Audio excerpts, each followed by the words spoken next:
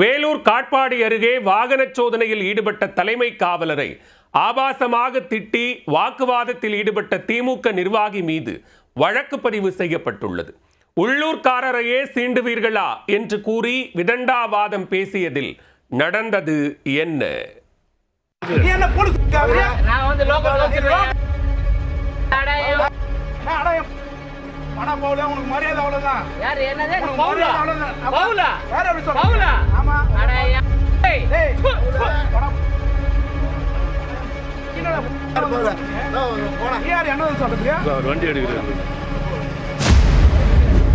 கட்சி பிரமுகர் என்ற தெனாவட்டில் எதிரே நிற்பவர் போலீஸ்காரர் என்று தெரிந்தும் ஏகவசனம் பேசி வம்பிடுத்த காட்சிதான் இது.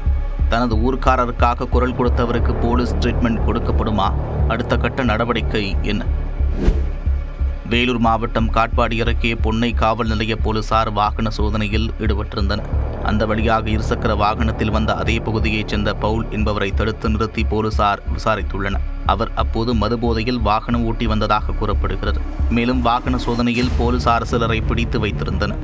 அதற்கு உள்ளூர் நபர்களை ஏன் மதுபோதையில் வாகனம் ஓட்டியதாக கூறி வழக்கு பதிவு செய்கிறீர்கள் என்று பவுல் கேட்டிருக்கிறார்.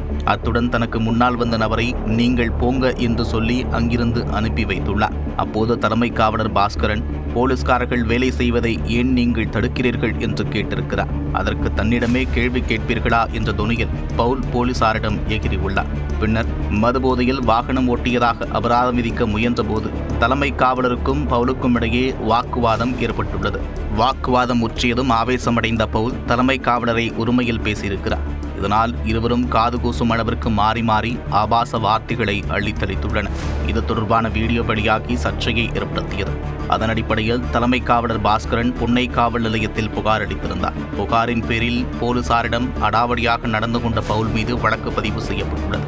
தற்போது இந்த வழக்கானது நீதிமன்ற கோப்பிற்கு எடுக்கப்பட்டு விசாரணையில் உள்ளது.